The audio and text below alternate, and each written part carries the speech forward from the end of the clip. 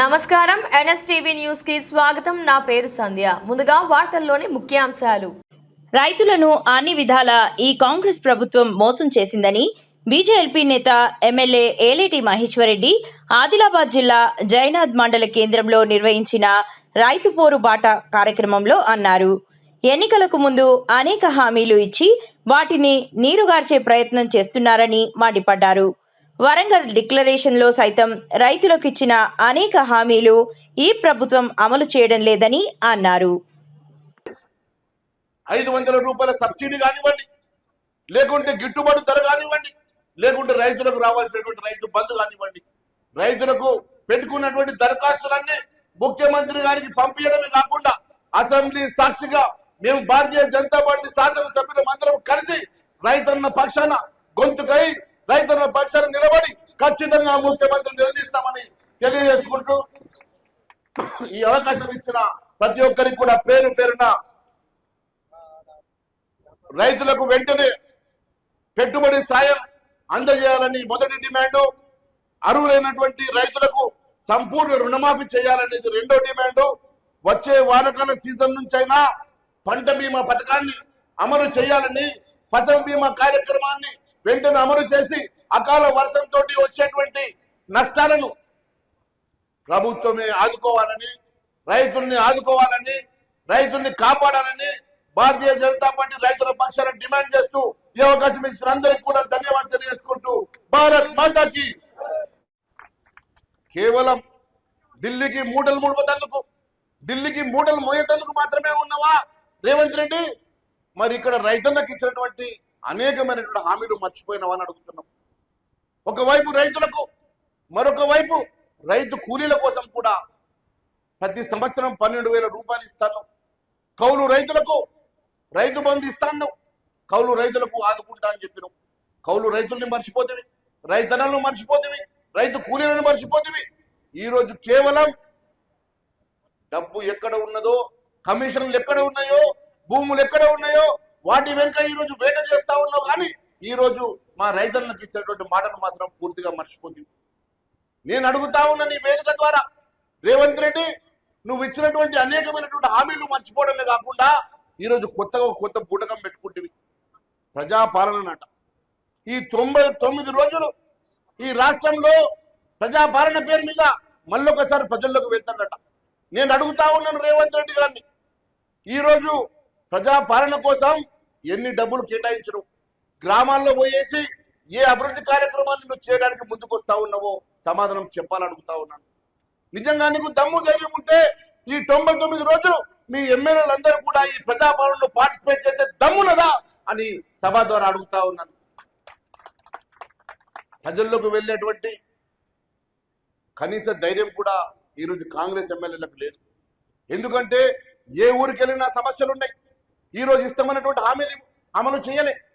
ఇటు రైతులకు ఇస్తున్న హామీలు అమలు చేయలే, మహిళలకు ఇస్తున్న 2,500 రూపాయలు ప్రతి నెల ఇస్తామని మోసం చేసినాం, విద్యార్థులకు ఇస్తున్న ఫీ రీంబర్స్మెంట్ మోసం చేస్తేవి, పిల్లలకు స్కూటీలు ఇస్తాను మోసం చేస్తేవి, ఈరోజు 2,000 పెన్షన్ 4,000 చేస్తామని మోసం చేస్తేవి, ఈరోజు అందరికీ ఇంద్రమ్మ ఇల్లు ఇస్తామని మోసం చేస్తేవి.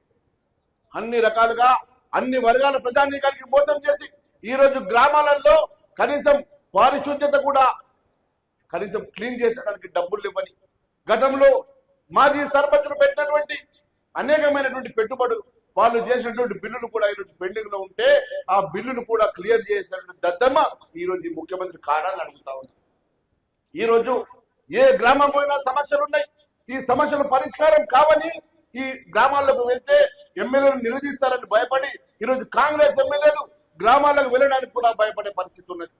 నేను అడుగుతా ఉన్నాను, ముఖ్యమంత్రి గారు ఈరోజు ప్రజాపాలన పెట్టినావు కదా, మరి గతంలో కూడా 2 సార్లు ప్రజాపాలన పెట్టినావు. మరి గతంలో వచ్చినటువంటి అప్లికేషన్లు ఎన్ని అప్లికేషన్లు ఇప్పటివరకు పరిష్కారం చేసినావు, ఎన్ని అప్లికేషన్లు ఇప్పటి వరకు పరిష్కారం చేసి ఈ మరి సమాధానం చెప్పినావు అని నేను అడుగుతా ఉన్నాను. ఇప్పటి వరకు ఈ రాష్ట్రంలో అనేక లక్షల అప్లికేషన్లు వచ్చినాయి, ఏ ఒక్క అప్లికేషన్ సమాధానం చెప్పలే, పరిష్కారం చేయలే. మరి కొత్తగా ఈరోజు 99 రోజుల ప్రజాపాలన దేనికోసం పెట్టినావు అని చెప్పేసి భారతీయ జనతా పార్టీ ప్రశ్నిస్తున్నది. ఈరోజు మిత్రుడు పాయలశంకర్ గారు తీసుకున్నటువంటి కార్యక్రమం రాష్ట్ర వ్యాప్తంగా ఇదే మాదిరిగా ప్రతి రైతన్న దగ్గర నుంచి సంతకాల సేకరణ చేసి ఖచ్చితంగా ముఖ్యమంత్రి గారికి పంపిస్తామని చెప్పి తెలియజేస్తా ఉన్నాం. రైతు పోరు కార్యక్రమంలో పెద్ద ఎత్తున తరలి వచ్చినటువంటి నా రైతన్నలకి ఈరోజు ఈ వేదికని సభాధ్యక్షుడిగా ఈ వేదిక నిర్వహిస్తున్నటువంటి నా మిత్రుడు, నా తోటి శాసనసభ్యుడు శ్రీ పాయల శంకర్ గారికి, ఆదిలాబాద్ పార్లమెంట్ సభ్యులు పెద్దలు గుడం నగేష్ గారికి,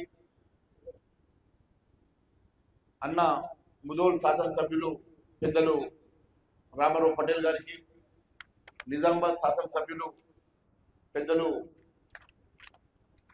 ధన్పాల్ సూర్యనారాయణ గారికి,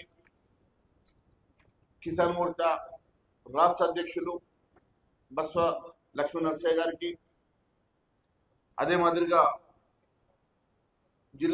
ఆదిలాబాద్ జిల్లా అధ్యక్షులు మిత్రులు బ్రహ్మానందం గారికి, నిర్మల్ జిల్లా అధ్యక్షులు మిత్రులు ప్రితేష్ రాథోడ్ గారికి, అశోక్ గారికి, వేదిక మీద ఉన్నటువంటి పెద్దలకి, నా భారతీయ జనతా పార్టీ కుటుంబ సభ్యులకి, అశేషంగా తరలి వచ్చినటువంటి మరి రైతన్నలందరికీ కూడా, సోదర సోదరిమణులందరికీ కూడా పేరు పేరు నా నమస్కారం తెలియజేస్తా ఉన్నాను. ఈరోజు ఎద్దేడ్చిన వ్యవసాయము రైతన్న ఇచ్చినటువంటి రాజ్యం బాగుపడదని చెప్పి సామెత. ఈ రాష్ట్రంలో అనేకమైనటువంటి సమస్యలతోటి రైతు కొట్టుమిట్టాడుతూ ఉన్నాడు. ఈ రాష్ట్రంలో అధికారం రావడం కోసం మొట్టమొదటి డిక్లరేషన్ వరంగల్లో రైతు డిక్లరేషన్ ఇచ్చి, ఆ రోజు అదే వేదికగా అదే అబద్ధాల పునాది మీద ఈ రాష్ట్రంలో అధికారంకి వచ్చినటువంటి రేవంత్ రెడ్డి ఆ రోజు ఇచ్చినటువంటి హామీలన్నీ మర్చిపోయాడు. ఆ రోజు రైతన్నకు 2 లక్షల రూపాయలు రుణమాఫీ చేస్తానని అరకొరగా రుణమాఫీ చేసి మిగిలినవన్నీ గాదిపోదు విషయం. దాని తర్వాత ప్రతి సంవత్సరానికి 2 సార్లు రైతు బంధు 10,000 ఎక్కడ చాలితే 15,000 ఇస్తా అని చెప్పి మరి దాదాపుగా 5 సార్లు రైతు బంధు వేయాల్సి వస్తే కేవలం 2 సార్లు వేసి 3 సార్లు తప్పించాడు. ఏమనుకుంటాడంటే గతంలో తప్పిన మర్చిపోతారు, మళ్ళీ కొత్త ఒకసారి వేస్తే ఎన్నికల ముందు వేస్తే సరిపోతుంది అనుకున్నాడు.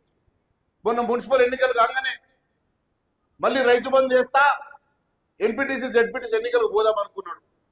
కానీ అంత లోపలనే ఢిల్లీకి వెళ్ళి కబురు వచ్చిందట, మాకు 4 రాష్ట్రాల్లో ఎన్నికలు ఉన్నాయి, నువ్వు మాకు ఇస్తాన్న పైసలు ఇంకా పంపకపోతేవంటే రైతన్న కోసం పెట్టిన 9,000 కోట్ల రూపాయలు రైతుల ఖాతాలో జమ చేయాల్సిన 9,000 కోట్ల రూపాయలు కాంట్రాక్టర్ల జేబులోకి వేసి, కాంట్రాక్టర్ల ఖాతాలోకి వేసి ఆ కమిషన్లు అన్ని కూడా జమ చేసుకొని ఢిల్లీకి పంపిండు మూటలు.